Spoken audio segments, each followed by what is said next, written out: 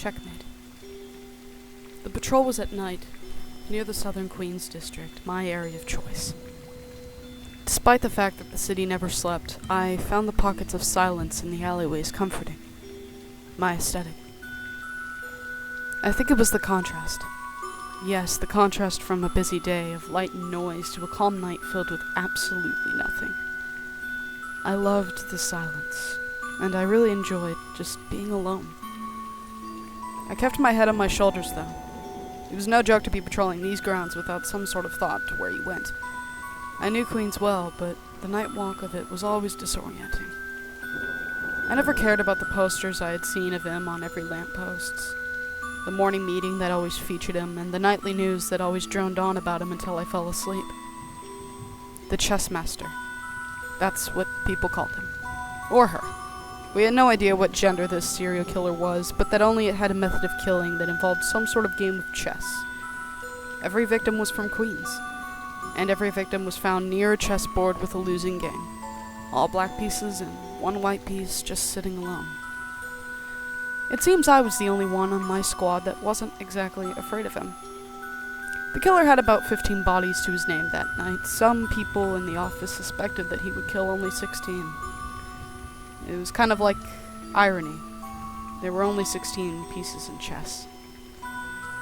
I was on patrol to prevent the next victim from being caught, and it was a simple duty. Just look for stragglers on the street and tell them to go home. That's what made me run around Queens all night. And that entire night, I didn't see a single soul on the streets.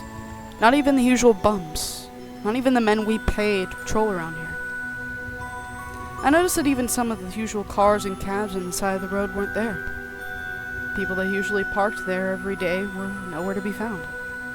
At first, this creeped me out a little bit. But then I realized that these were paid parking places. Of course no one would be here at night. Of course. I kept walking around the usual path, losing myself in thoughts and silence. It was such a quiet, peaceful night. Too quiet. I'm not sure what triggered it, but I felt suddenly off. Like something was wrong. My walking slowed down as I reached into my pocket to retrieve my phone. Maybe I could go ahead and report a quiet night. I felt nervous for some reason. It was the kind of nervousness you felt when you were lost or when you were in the wrong place. I dialed the station's number. And for a split second, I thought about hanging up. Am I really calling them because I have cold feet? What patrolman am I? But then no one answered. I looked at my phone in confusion, making sure I had hit the right number. The office never missed a call. This was wrong. Something was wrong. I don't remember them wishing me good luck tonight or telling me to be careful, to watch where I walked. All I remember is feeling a slight prick on my shoulder and then nothing at all. When I woke up again, I was in a chair. My legs and arms were strapped stiff. I could only move my head and hands, nothing else. There was a thick tape wrapped around my mouth and head.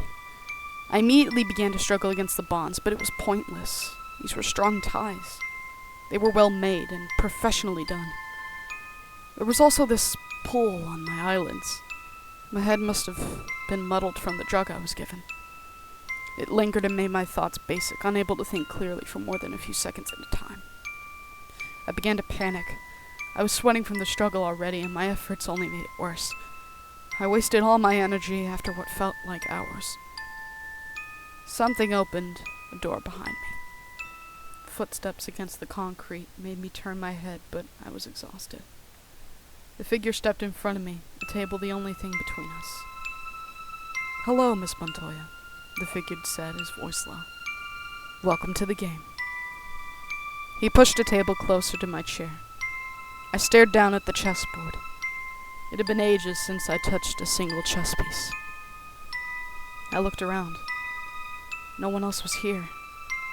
No trace of bodies, no trace of blood, no way to know even where I was. The figure stepped a little into the light, a confused expression on his face. Expecting someone? That is strange. I hope you do realize that this game of chess is timed. It's your move, new player. Pick which pawn. I should move for you.